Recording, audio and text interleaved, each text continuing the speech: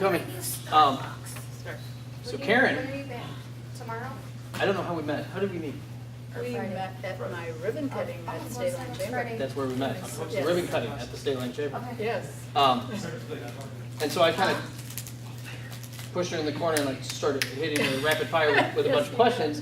So like, oh, I'm a nutrition person, and you see a lot of like multi-level marketing things where it's like, oh, she's selling supplements, trying to peddle something under the table, and she answered all the questions correctly. So it was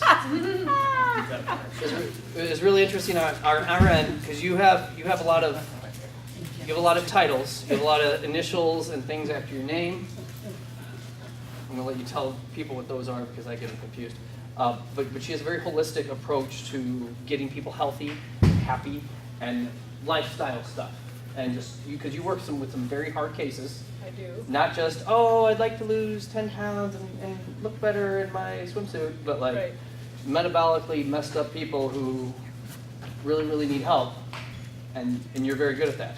Thank you. That's your sweet spot. Yes. We don't give her the easy people. The hard people. But I take easy people. So ladies and gentlemen, Karen.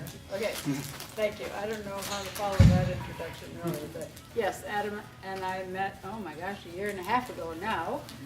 And he said it correctly that I had started my own business, so we had a ribbon cutting at the Roscoe Rockton State Line Chamber office. And he did corner me, yes he did. He said, well, how do you treat your people? And how are you certified? So he asked me all the hard questions right up front. So I am a holistic nurse practitioner. I've been a nurse practitioner for, I think, 19 years, maybe 20. I've been a board certified holistic nurse for over 17 years. And I've always had a passion for nutrition and a passion to help people improve their health without using medication. So then about 2 years ago, I also became a board certified health and wellness nurse coach. So you probably, are you familiar with the term health coach? Yes. Have you heard that? Okay. So a health coach really is someone who helps you improve your health. And it could be weight loss, it could be getting more fit. But I chose to go 2 more steps to get the extra certification to be a health and wellness nurse coach. I was already a nurse. So I've used all my expertise from my nursing and nurse practitioner background to then become a coach and learn those skills that really helps people make those lifestyle changes. I'm sure we'll have time at the end. I do have my cards, I have some coupons running an October special, and a little handout that explains a little bit more what I do. Like Adam said, because I'm a nurse practitioner, I can work with people who are diabetic and have high blood pressure and have binge eating disorders that lead to other metabolic problems. So that's what I do. I love what I do. About a year and a half ago, I did start my own business, and I love doing what I do because I feel like I'm truly helping people. I work in Madison 2 days a week, and here in the Rockford area 2 days a week. And it won't be on the little handout that describes more about my business, but I'm over the moon happy today because one of my clients up in Madison texted me to say that she's a diabetic, a pretty brittle diabetic. She texted me to say that her hemoglobin A1C, which is the measurement of your blood sugar, had gone down significantly. And she was over the moon happy, and I was over the moon happy for her. It was just like, wow, to see those numbers really change. She's one of those complex patients who has not just diabetes, but many other metabolic issues that contribute to it. She's on medication that causes her to gain weight, so it's really hard for her to make some of those changes. So it is possible. I've always been a believer in healthy diet, movement, stress management, getting the right amount of sleep to help you improve your health. So she's proof positive that yes, those things really can happen. We're a small group tonight, which is great. We can be real informal. I can answer all your questions. So please, if you have questions as we go along, just say it. And then at the end, there'll probably be time for questions too. Everybody should have a handout, and it pretty much will follow that right down the line. But again, we'll make it informal and plenty of time for questions. So I want to start off really by saying there is no one perfect diet for everyone. That's probably one of the most frequent questions that I get asked. Well, what diet should I be on? Well, there is no one diet that works for everyone. How many of you have tried any of these diets, paleo, ketogenic, or Mediterranean? Yeah, okay. Well, I'll hear more from you as we get into each section of it. But, you know, my firm belief is that we're all created differently, and one diet or eating plan might work for somebody, but not for the other. In our household, my husband and I eat very differently. I would say I'm mostly a paleo type person, but I don't eat red meat. He eats red meat. I don't eat dairy. He eats dairy. So, yeah, and he gets by with it. I mean, I do have some food intolerances that in some ways have steered me in one direction or the other, but I know how I feel, and I know that if I eat the things that my body needs, I feel better. So again, no one diet is perfect for everyone. When you think about it, looking around the world, and historically, the Chinese lived on rice and vegetables for thousands of years. A little bit of meat once in a while, but mostly rice and vegetables. They literally, mostly carbs? Pardon? It's mostly carbs. Mostly carbs, yeah. Now, they're, you know, mostly they were farmers working out in the field, but yeah, mostly carbs. And no cancer, no heart disease for thousands of years. They did very well on that diet. Think about the Aztecs. What did they live on? Corn and beans, right? Again, for thousands of years. Again, pretty high in carbs, right? Yeah. What do the Eskimos eat? Whale blubber. Yeah. And again, they have survived and done really well for a long, long, long time. So one of the, I think it's on your list, but I didn't bring that book tonight. The Longevity Diet, it's on your resource list at the end, 1, 2, 3, 4, 5, by Walter Longo. He has studied these populations of people around the world and who really lives the longest related to dietary changes. And it's a great book. Where his book breaks down is when he gets toward the end and telling you more like what to eat, what you should be eating. It's not that well mapped out, but he is the one who has done the research. He's done all the research studies on these different types of diets to find out what are the specific dietary elements that really do contribute to longevity. I read a little quote online that said when you compare the healthier populations around the world to the United States, we live longer, but our lifespan might be long, but our health span is not very long. By that I mean people that are in their 60s and 70s, yeah, they're still alive, and 80s, they're still alive, but you know, they might be on 14 different medications.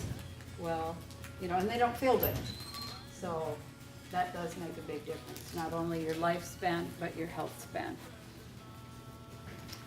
U.S. News and World Report in early 2018, every year they come out with a ranking of the best diets. And come on in, are you here for the class or working out? Working out. Working out, all right. So I'm not real happy about their ranking because they had a panel of supposed 40 experts. But when you look at who those experts are, 32 out of the 40 of them are tied with the food industry.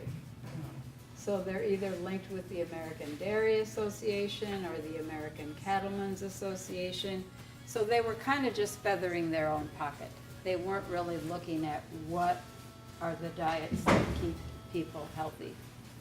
For the last 10 years, the diet that's been at the top of the ranking is the DASH diet, which is DASH, Dietary Approaches for Hypertension something, or stopping hypertension, I think it is, which is a very general diet.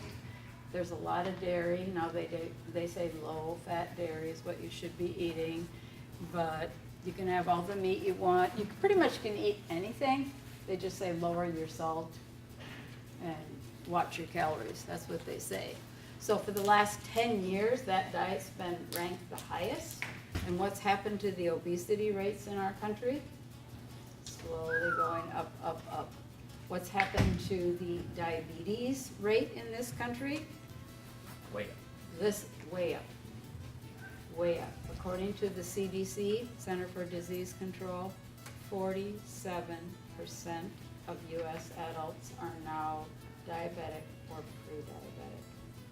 And that doesn't count all the people out there who are undiagnosed. 47%, that's almost half.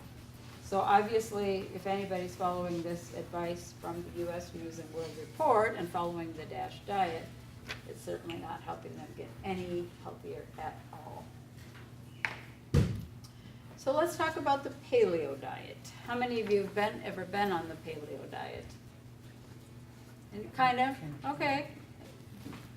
Easy, liked it, easy to follow, help you in any way? I've done it for macrocycling and going on a carb. Okay, I think I like the premise that it's whole food, you know, so, okay. Yeah, but not processed. yes, yes, and I'm right there with you on that. When you think about it, sort of genetically speaking, is probably the diet that is best suited for us because, you know, it's the diet of our ancestors thousands of years ago. There were no refined carbohydrates. They didn't have Kraft macaroni and cheese or Campbell's soup or anything like that. There was no refined sugar.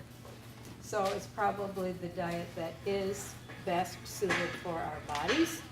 And I would say my diet is pretty much paleo, although I eat chicken, I eat turkey on Thanksgiving, that kind of thing.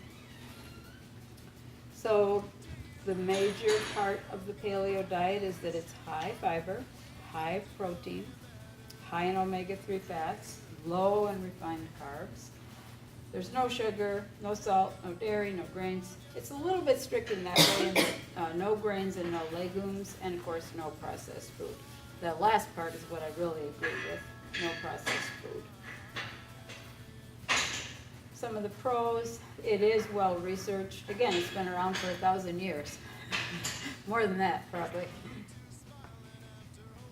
It also has metabolic benefits in that it prevents insulin spikes and lowers insulin resistance. I'm not going to say too much about that right now, but if anybody has specific questions about that, I'll talk more about that at the end. And we know that it does help to prevent most metabolic diseases such as type 2 diabetes, heart disease, and cancer. Cons, they're not really cons, but I would say the way the paleo diet has kind of been packaged and marketed in this country right now. By that I mean if you go on Amazon and buy a book that addresses the paleo diet, or if you go to the library and get a book on the paleo diet, some of the things that they recommend, if you follow that strictly, it tends to get a little bit expensive. Like for example, well, what I do believe in is if you're gonna eat beef, you should be eating grass-fed beef. But they also recommend like rabbit and lamb, and I can't eat lamb. So there are some cons I would say about it. Again, the food itself is great, as, I don't know your name, as you said earlier. It's a whole food diet. It is. You're not eating any processed foods. So you're gonna spend a lot of time in the kitchen prepping. That's a con for a lot of people that are busy. Most of us are busy. Questions, comments, anything more the two of you wanna say, how hard or easy it was, or? I think my struggle with it was, beans. I don't know, like, I have kids, and my kids, it's one of the few things that they'll eat that I feel like Okay. is like nutritionally pretty sound, good fiber, good protein, whatever, so that was one of the things that deterred me away from that being like a lifestyle was, beans are important to my family, so. Okay, I'm really good with whole foods. My biggest weakness is sugary cereal and bread. I don't know. So, Your ancestors my ancestors could have discovered that secret and just not shared it, like, how do you? right. No, it's Captain Brad's Crunch. over there, third cave to the left. Yeah, and that's one of my hangups with it too, is no legumes or beans. Because I don't eat red meat, I do eat a Right. fair amount of lentils and that I've kind of always thing. noticed that, I think a pro, I think it'd be relational to whoever's doing it, but a pro of the paleo diet is like time consuming and having to prep. Those actually good for me, is having to sit down and do that kind of thing and Okay. help you get into the gym and work out and actually eating meals that I prepped. Because it took so much longer and it costs a lot more. Okay, So I So you were more committed because you invested. just try to be positive. yeah. Interesting. Yeah, and there's something to that too. I mean, there's a slow food movement, at least in California. I don't know if it's made it to the Midwest yet, but yeah, there is a slow food movement that's kind of coming from East Coast and West Coast toward the Midwest. Any other comments or experience with it? All right, then let's talk about the ketogenic diet. Have any of you been on that, or tried it, or know people? Yes? Okay, do you want to say more about it? I did it with the It Works, Pardon? the It Works Okay, stuff. They had the keto coffee and all that stuff. I didn't like it. okay, I didn't like how, I like coffee, but it wasn't my thing. Having to remember to do all of that, it wasn't. Taking the pill with this and doing this, and it was just too much. okay, And it costs a lot every month to get the stuff shipped on auto ship. Sometimes it's like $200 a month okay, with It Works. with It Works, Yeah, And you can't have like the donuts you can't splurge very often. with right, it. yeah. Anybody else have experience with keto? I use a piece of, I think it's considered keto. I do like a bulletproof, like a blended coffee with a bunch of fat in it in the morning. Okay, And, but just that, because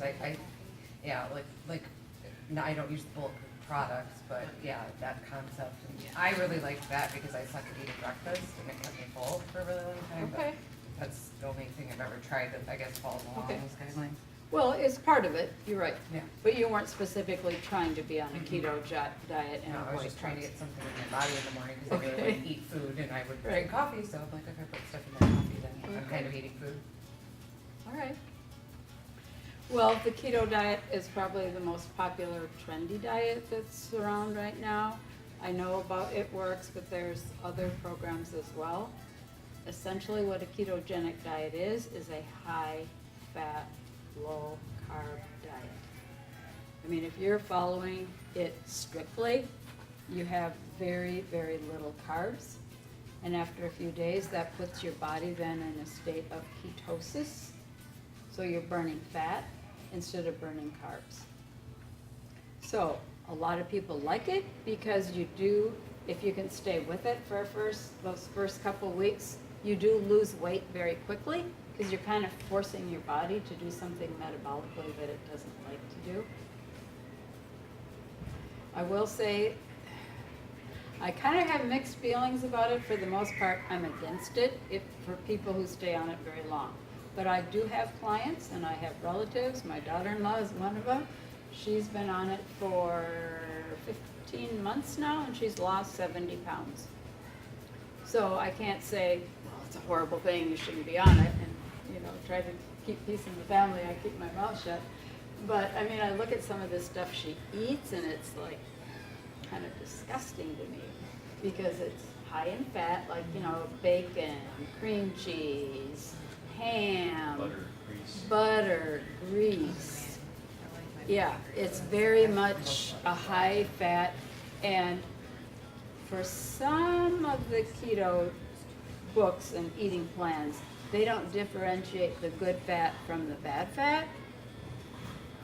On your reference list, there is a keto book there that I would recommend to you. It's fairly scientific, but it gives a little overall. Maria and Craig Emmerich wrote the book Keto, and they explain the difference between healthy fats and bad fats, and they are much more advocating healthy fats like avocados, olive oil, cashew butter, those kind of things. So I would say, if the keto diet appeals to you at all, that, you know, you could give it a whirl for a limited period of time. It does help people lose weight. Now, I gave this class at the Y a couple months ago, and there was a gentleman there who'd been on it, but he was on what he called the easy keto diet, and you can find books and recipes and all kinds of online support for that too. So his carbs were upped a little bit, mostly on the, if you're following the ketogenic diet strictly, you have 25 grams of carbs a day. That's like one small apple. So, but he'd been on it for 6 months, and he'd only lost 3 pounds.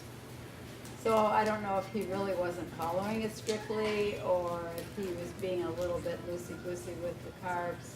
I'm not sure. But people who do strictly follow the ketogenic diet usually do tend to gain or to lose quite a bit of weight. Some chiropractors and other healthcare professionals recommend the ketogenic diet for people who are diabetic.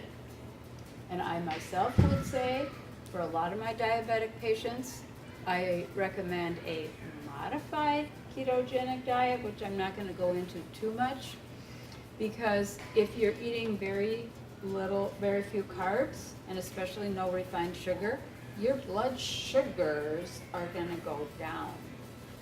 But without getting too technical, I'll just say this. If you're pre-diabetic, or you're a diabetic that's maybe on only one oral medication, and you go on the ketogenic diet, yes, your blood sugars are going to go down, and you're going to maybe feel a little bit better.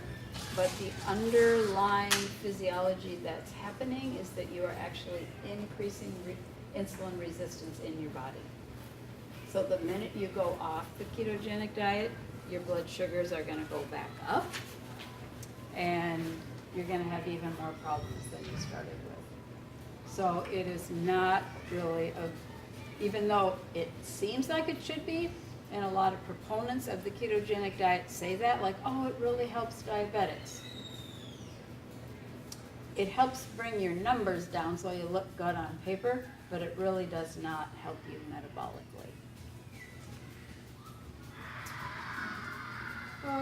Let's see. The other thing I wanted to say, since we're here at Oak Strength, is that a lot of long-distance athletes sometimes follow a modified ketogenic diet simply because if you are doing, if you're training for the Tour de France or training for a marathon, and you really need to be able to use different types of fuel in your body, be able to burn fats and carbs, you could be on a modified keto diet.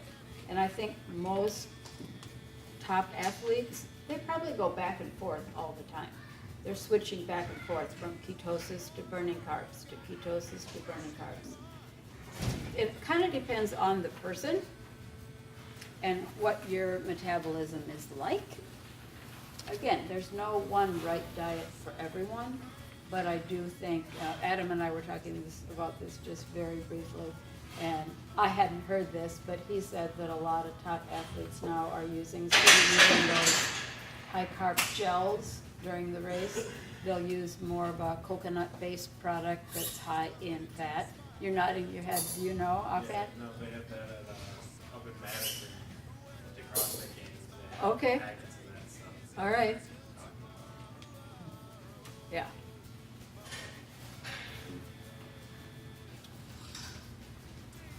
All right, I think I said this already, it's very high in fat, very low in carb, moderate in protein. In some ways, it's similar to the Atkins diet, which was so popular, 15, 20 years ago? That was very high in protein with a moderate amount of fat and low carb. This one's high fat, moderate protein, and also low carb. There are definitely some cons to the ketogenic diet.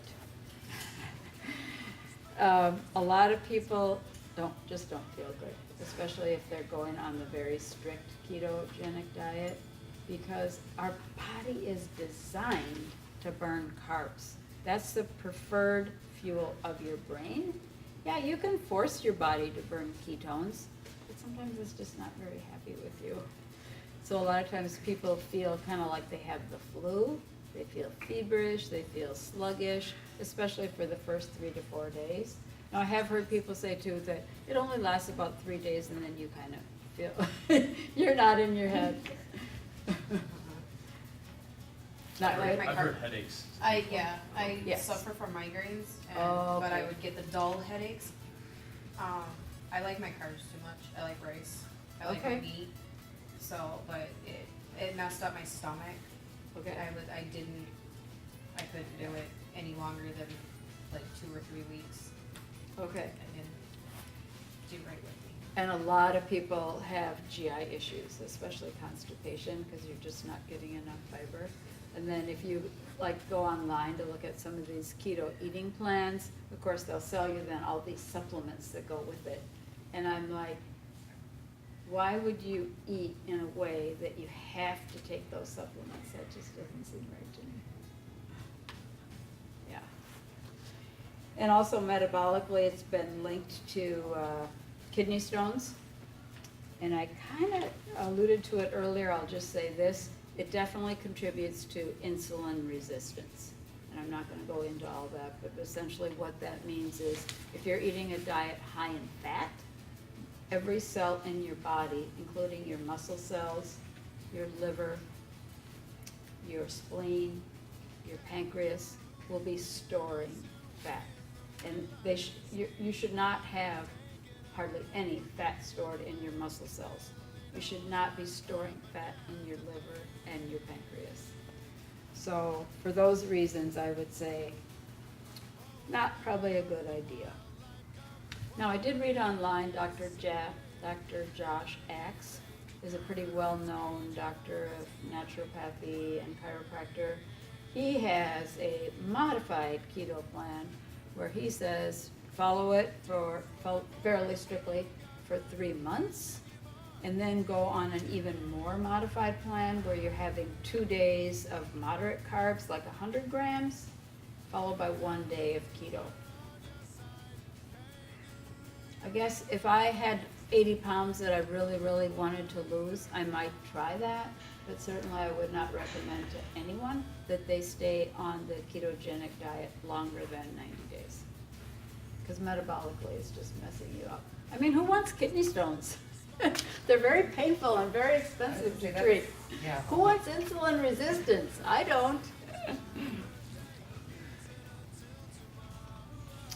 And I think it's a pretty established fact that eating saturated fats contributes to heart disease. We've pretty much known that for, 25, 35 years now. Oh, the other thing I wanted to say about it is there was a lot going around about the ketogenic diet, how it actually lowers cholesterol and improves your lipid panel. Well, it might in the short run, but in the long run, it doesn't. And to date, there have been no good research studies on the ketogenic diet that have lasted for more than 2 years. So they might study a group of people for 6 weeks, and yeah, maybe their cholesterol's gonna go down a little bit. And it's probably, more than anything, simply because they're restricting calories.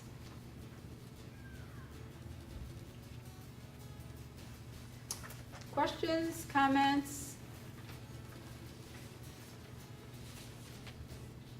With the keto diet, you said something, with restricting, obviously you eat carbs, and you said, having no fiber, and you said people can have a blood sugar that spikes back up when they reintroduce, so fiber regulates sugar, right? Pardon? Fiber is used to regulate sugar as well. Partly, partly. So is that why that happens? No, it has to do more with insulin resistance. Okay. And if you want to know more about that, I can tell you more at the end. Do you know about insulin resistance? Okay, so in a nutshell, what happens is if your diet is too high in fat, fat infiltrates like your muscle cells, then it doesn't allow insulin to let sugar come inside the cell the way that it should. That's insulin resistance. So what happens is, if you're clogging up your muscle cells and your liver and your pancreas and all these other body organs with fat that's inside the cells, that contributes to insulin resistance. So then, once you start eating carbs again, you're very insulin resistant and your blood sugars are just gonna go up dramatically. Okay. I can explain that better afterwards if you really want to know more about it. And part of the reason that we know this is now we have more sophisticated testing. They can actually, with, it's called MRI spectroscopy, they can actually look inside your body's cells to see how much fat is stored there. We didn't have that technology 10 years ago.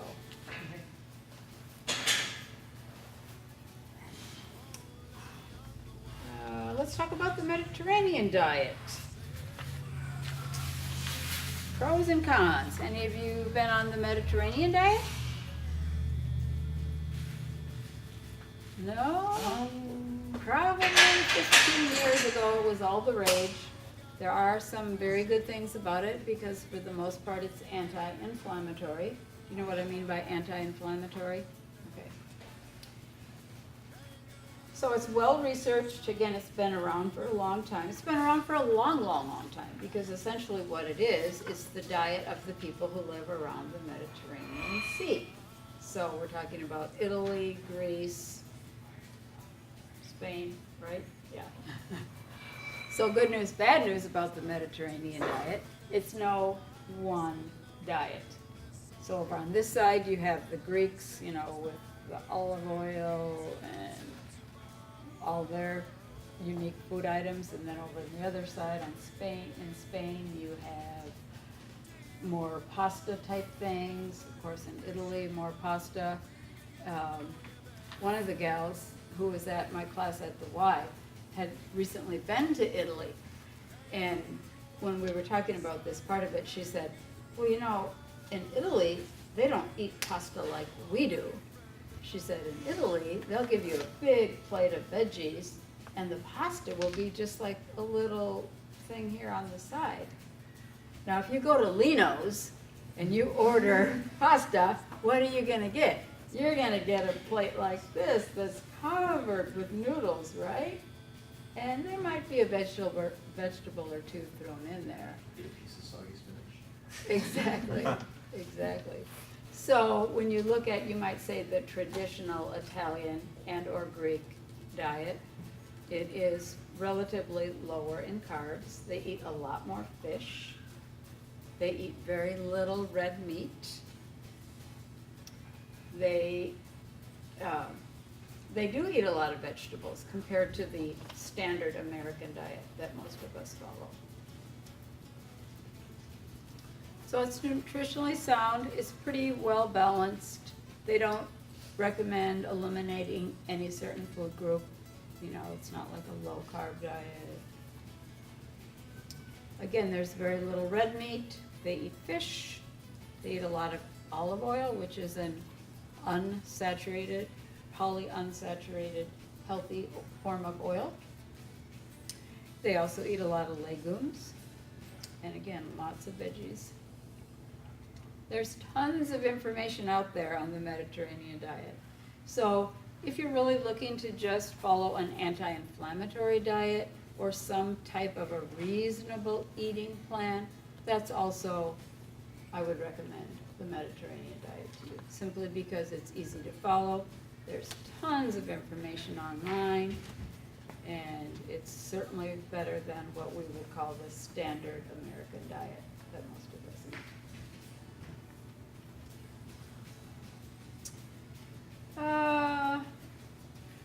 Cons maybe to the Mediterranean diet. Again, there is very little red meat. The hard part that I found with my clients, and I have quite a few of them, especially the ones that have hypertension, heart disease, they're maybe just looking to improve their cholesterol. They go on the Mediterranean diet to help with heart disease, but because the Mediterranean diet is so many different things, it's like this hodgepodge, like, well, you can eat this and this and this and this and this. A lot of times then they very easily go astray because they eat almost anything. So I would say that would be one of the cons. It's non-restrictive, so it's very, very easy to get off track. Any questions, comments?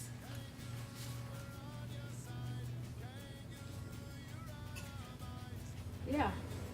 You, and maybe I'm not remembering this accurately, but you talk about saturated fat as like a blanket term. Isn't there a difference between like a good saturated fat and a, like a processed versus an unprocessed? Like, Okay. obviously vegetable oil is junk, but Right. good olive oil is Yep. good.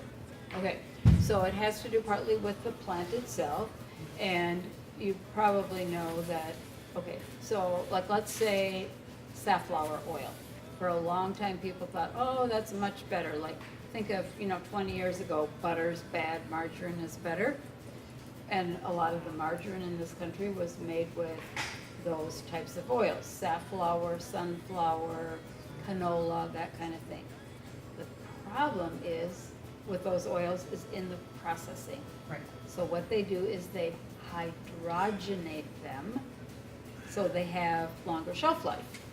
Well, when you hydrogenate them, they become trans fatty acids, and they're even more damaging than saturated. So, okay, your question is more about the saturated. Like coconut oil is monosaturated, and I'm not a biochemist, but it has to do with how many carbon molecules are linked together. Whereas if you eat a teaspoon of butter, that is completely saturated, and there are, I think, more carbon molecules than if it's monosaturated like coconut oil. So saturated almost always means that it comes from animals and that it's mostly not good for you, except for coconut oil, which is monosaturated. I have read some things online saying that coconut oil is bad, but I would say for every article saying it's bad, there's probably 4 articles saying that it's good. I think that most of those articles were sponsored by the American Heart Association. That could be. That could be. Yeah. Thank you. Thank you. That was a good question. Any other questions? How do you feel about protein shakes? How do I feel about protein shakes? To me, to my way of thinking, okay, so if you can hold that question just for a few minutes. So what should we be eating? That's what it kind of comes down to. And what I truly advocate is a whole food diet. And what do I mean by whole food? Non-processed. Non-processed. Food that remembers where it came from. So a stalk of broccoli looks like a stalk of broccoli. A chicken breast looks like a chicken breast. Yeah, those are whole foods. Anytime it's processed in any way, something is taken out or something is added in. So the healthiest diet for us to be eating is a whole food diet, no refined sugar or very little refined sugar, no refined carbohydrates, as few ingredients as possible. So for example, if you pick up a box of Kraft macaroni and cheese, it is processed, right? It has preservatives, it has stabilizers, it has yellow dye, red dye, et cetera, all those substances that our bodies don't know what to do with. So that's not a whole food. Minimal sugar, we all like sugar. And I will say this, that truthfully, our bodies were created to crave sugar. So if you're a sugar junkie, don't beat yourself up. Your body was created that way. You just have to know how to deal with it through mindful eating. And I can talk more about that too at the end. And lean protein, that's what we should be eating. Oh, I think that's a typo. What we should be eating, not refined carbs, the unrefined carbs. Yeah, that's a typo, sorry. It says whole foods, minimal sugar. It should be the unrefined carbs. So almost everything we eat is carbs other than protein. So for example, if you eat carrots, if you eat green beans, if you eat sweet potatoes, if you drink a glass of milk, that has carbs, right? So almost all vegetables have a certain amount of carbs. What you want to do is, if you're trying to lose weight or be super healthy, is eat those vegetables that have the lowest glycemic index. If it has a high glycemic index, that means it's going to change into sugar almost immediately. So now to answer your question about the protein shakes. So as you probably know, all protein shakes are not created equal. So I would say read the label. Is there a certain brand you use or? Okay. So a lot of it depends on what they put in it. For the most part, I don't recommend protein shakes that have a lot of chemicals and preservatives and artificial dyes and that kind of thing put into it. If you make your own, like you use almond milk and whey powder and some spinach and a banana and make your own protein shake, yeah, that's healthy.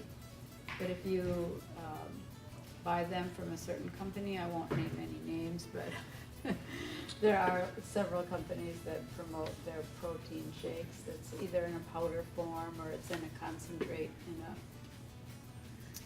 plastic container that's quick and easy. So making your own protein shakes so you know what's in it, yeah. But the store-bought ones that have all the additives and preservatives, probably not so good. So organic foods, are those tend to be more not processed then? Yes and no. Organic has to do with how many pesticides and herbicides are used. Okay. Yeah. And for the most part, if you can, you should try to eat organic, simply because most of our produce has a lot of pesticides and chemicals added to it, especially wheat.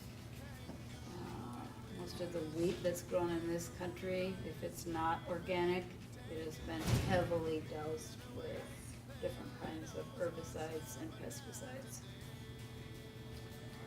So what I try to do is follow, it's called the Dirty Dozen.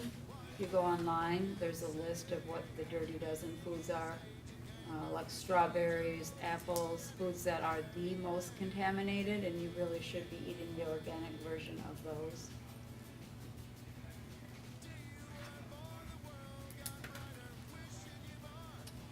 The other thing I'll say under what to eat is make sure you're getting adequate calories. If you are trying to lose weight, you do not want to be on an 800 calorie diet. It messes up your metabolism and it's probably going to backfire in the long run. About 2 years ago now, there was a study done at Harvard. So it was a good study. They looked at 20 people. I think, I forgot the number of people, but they studied, no, it was more than that, sorry. Scratch that. They looked at a bunch of people. I don't know the exact number. who had been on The Biggest Loser. So all of these people had lost like 100 pounds, and they followed them for 6 years. Well, what do you think they found at the end of 6 years? They gained it. They had gained it all back. Most of them gained even more than where they started. There was only one person who didn't regain all the weight. But the other thing that they found is that their metabolic rate had slowed so significantly. So let's say they're on this very stingy 800 calorie diet, and of course a lot of them were working out and doing all kinds of other crazy things too to lose weight. What they found is that their metabolic rate was so low from eating so many calories, essentially they were starving themselves, that once they tried to eat 1 calorie more than 800 calories a day, they would just, gain weight. They also found that, do you know about leptin?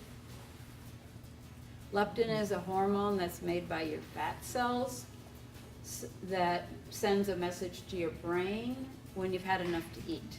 So like if you've had a nice big meal, leptin is secreted from your fat cells, tells your brain, oh, I've had enough to eat now, you should stop eating. What they also found in this group of people that had been in The Biggest Loser is that their leptin was completely dysregulated. Their leptin was not working at all. So, if you're trying to eat healthy, maybe trying to lose a little bit of weight, make sure you're getting adequate calories. The other thing I put on there is just mindful eating. That's another part. I don't have too much time to go into that. There's a couple of resources there, or at least one. Susan Alber's The Eating Mindfully. Unfortunately, I think a lot of us are too busy, and we tend to scarf down our food so we can get after the next activity. Well, if you eat too fast, you eat in front of the TV, you eat in your car on the way to a meeting, there's a part of your brain that doesn't even know you've eaten. So then you tend to overeat later in the day.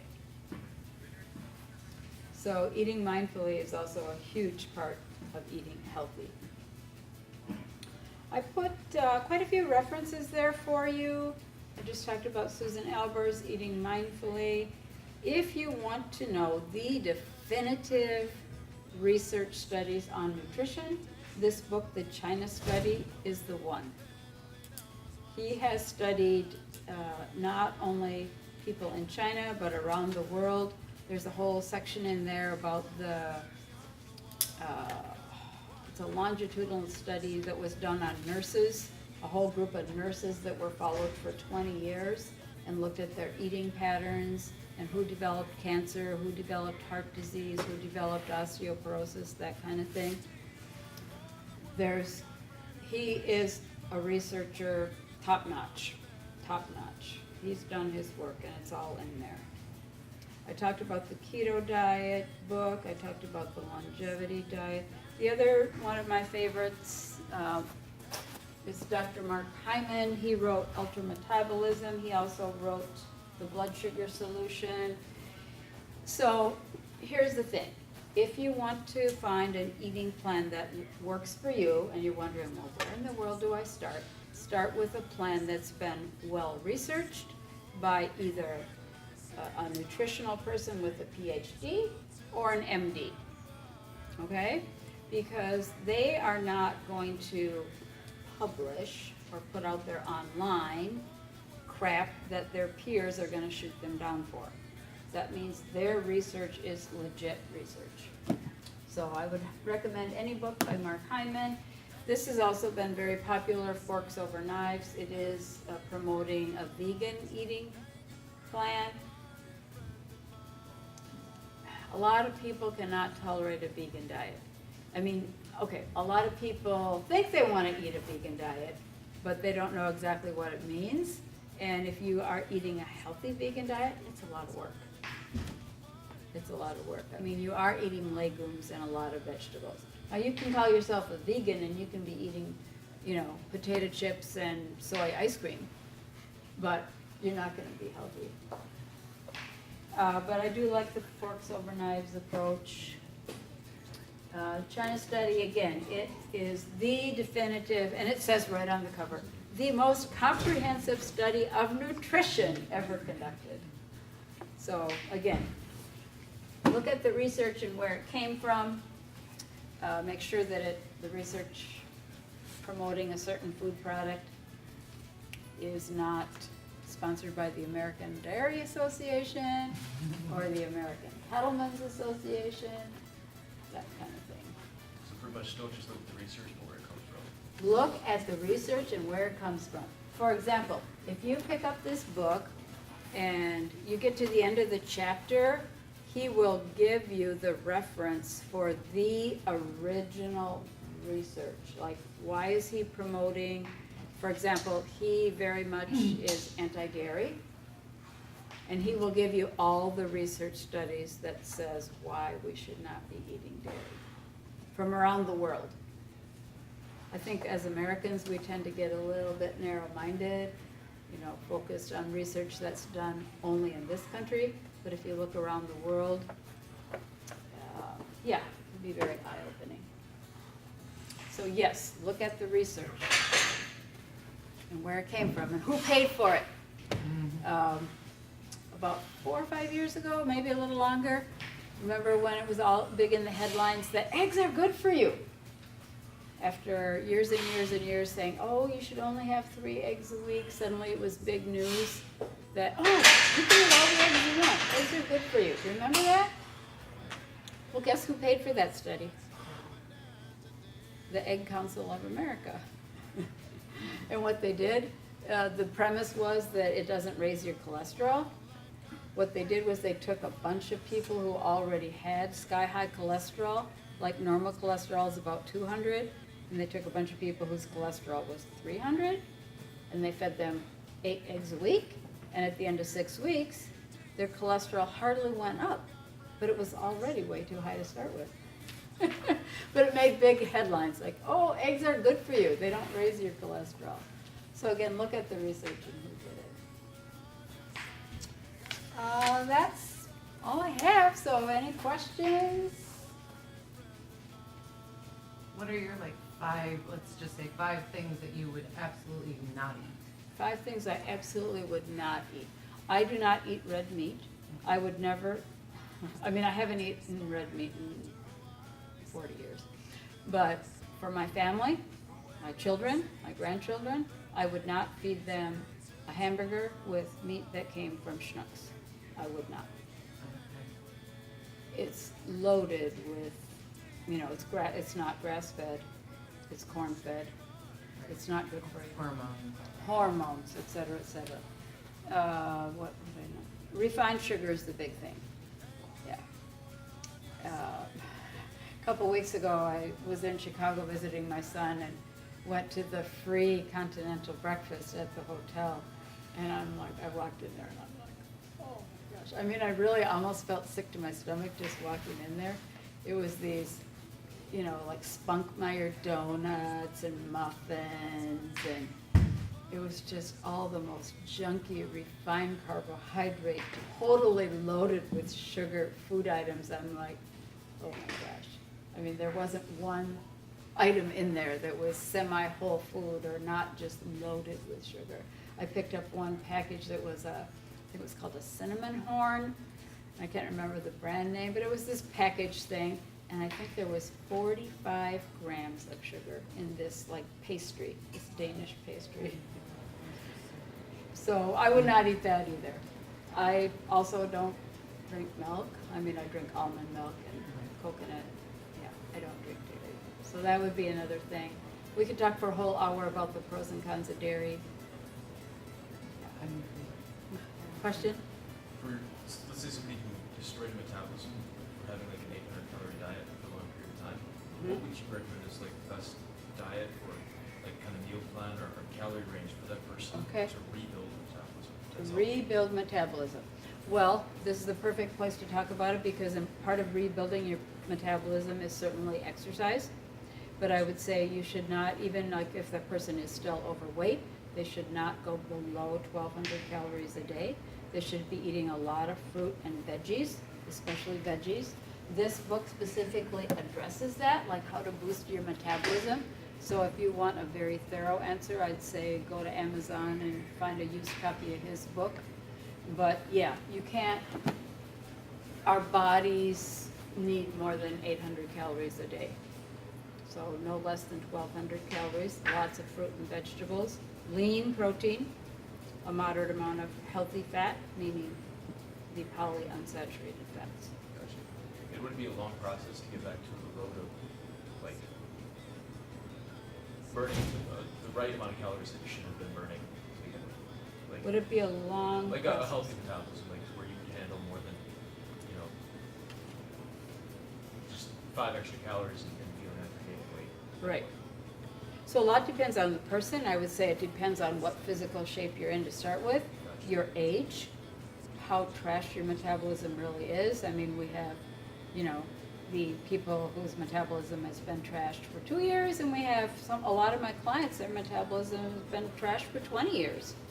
I mean, they're 55, they're now insulin resistant, diabetic, high blood pressure, you know, the list of their meds is like this. For those people, wow, it's gonna take a long time. But if, you know, again, it depends kind of on the person and how long they've been deconditioned and a low metabolism. That's a good question. All right, well, thank you, you've been great.